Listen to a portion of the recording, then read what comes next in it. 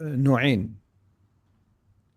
نوع في التوجهات، نوع كان يبشر بالمستقبل وفي ذهنه مخيال انه قادر انه يعمل صناعة وزراعة وتجارة ويتفوق على الامم الاخرى. وهذه طروحات القرضاوي والغزالي وغيره من الناس، ان احنا ممكن بالحمولة الاسلامية التقليدية نصنع مستقبل منافس للعالم اللي احنا موجودين فيه. وهناك تيار اسلامي واسع يدعو للعودة للماضي، فهو يعتقد أن لا شيء مضاف على الماضي، وأن الحياة يجب أن تعود للماضي، وبالتالي إحنا إذا أخذنا كتاب الماضي باعتباره هو منتهى المسار، وتجربة الماضي باعتبارها أنها منتهى المسار، فبالتالي إحنا متشبثين بالسلف والتاريخ الذي أنتج، وبالتالي هذا الذي نحتاج أن نلقن الجيل الناس اللي موجودين فيه. وفي المسار العملي للوصول لهاي النتيجة، في ناس خذوا الخط اللي هو الحركي التنظيمي بأشكال المختلفة. فالخط الأول أخذ أشكال مختلفة من قضية الدعوة السلمية إلى قضية العمل السياسي إلى قضية العمل العسكري والعمل العنيف اللي موجود. وداخل تيارات النكوصية أيضا في أناس أخذوا أيضا الاتجاهات، بعضهم علمية دعوية، وبعضهم تنافسية صراعية على مدى الأفكار، بعضهم أخذوا أيضا تيارات عنفية لتحقيق الأغراض اللي موجودة. اللي حصل الآن إن التجارب هذه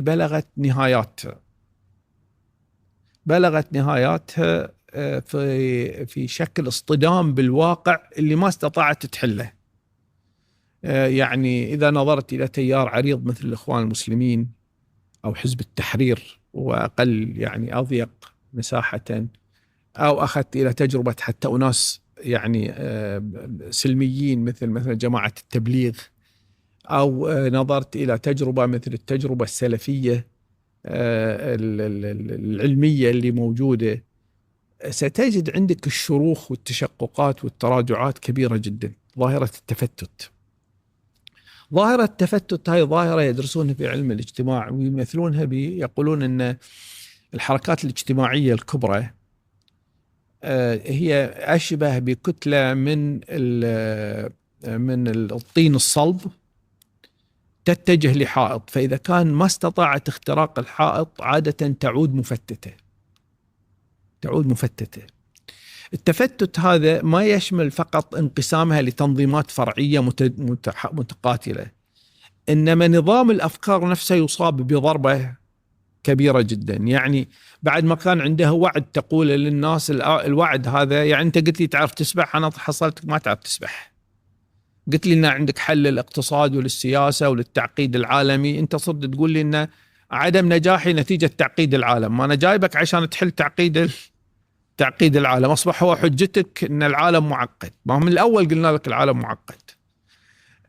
في الحركات الإسلامية بشكل من الأشكال وتبعا لذلك الحركة القومية وصلت لنفس المسار، والحركة اليسارية في المنطقة العربية وصلت لنفس المسار. إذن الحركات الكبرى عندنا اصطدمت بنفس الحائط، إن هي وعدت بأن تحل مشكلة الحائط، لكن إلى الآن لم تحل مشكلة زين، وفق هذا التأصيل، شنو موضع حركة طالبان وهي يعني فئة مهيمنة الحين وعندها تجربة واقعية وفاعلة في الواقع، وكذلك حماس؟ يعني ودي تأخذ المثالين وتقيمهم بناء على كلامك. ما ينطبق عليهم ما ينطبق على الآخرين. يعني اليوم دولة أفغانستان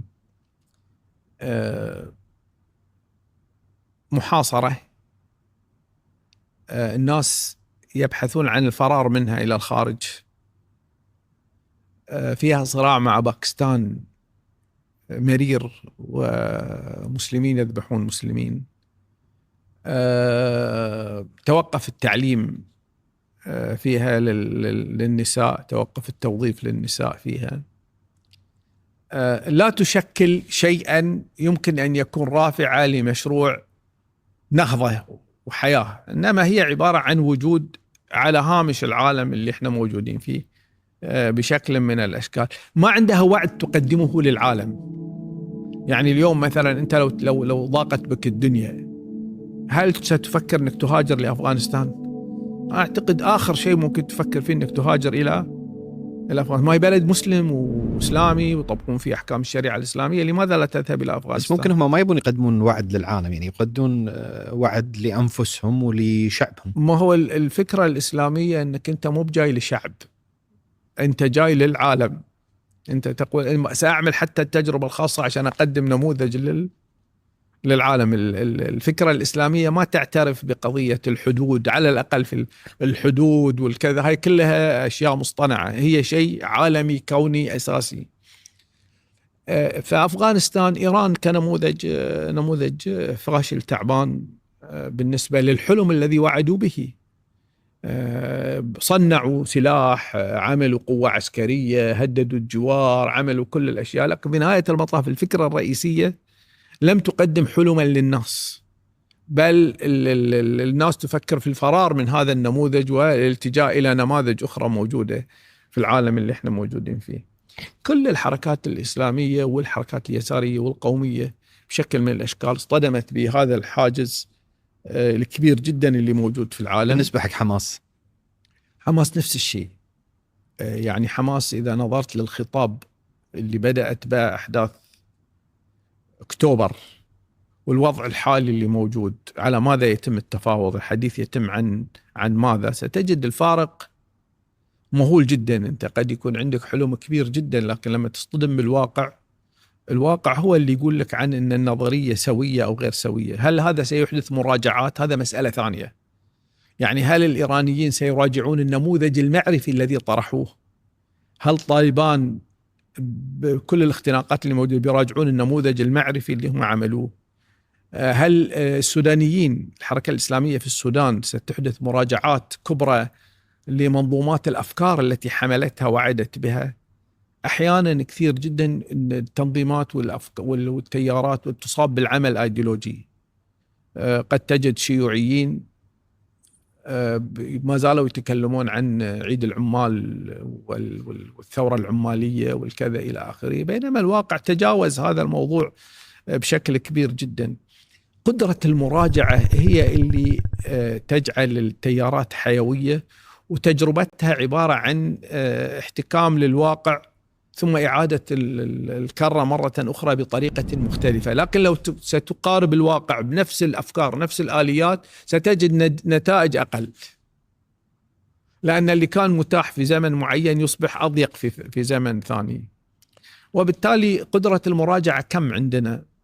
هذا السؤال الكبير جدا.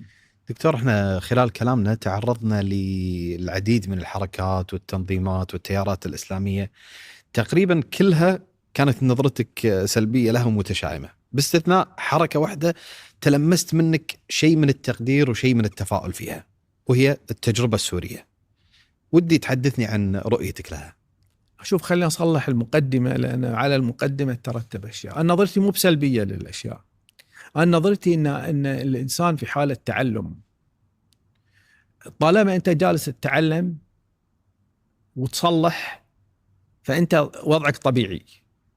يعني إذا نزلت حضارة معينة لمستوى سحيق في التخلف عن العالم، وبدأت تجرب أنها تصعد وفي تخفق وتحسن وكذا إلى كل مرة تعدل المسار، هي في طريق التقدم، وهي مو بشيء سلبي يساء لها فيه.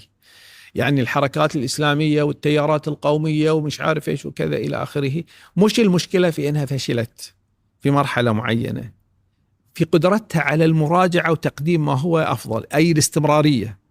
بس الاستمرارية مو هو بنفس النمط، إنما بطرح أنماط جديدة ورؤى جديدة وتصور وحلم جديد على أساس التقدم في الفضاء العصر اللي هي موجودة فيه.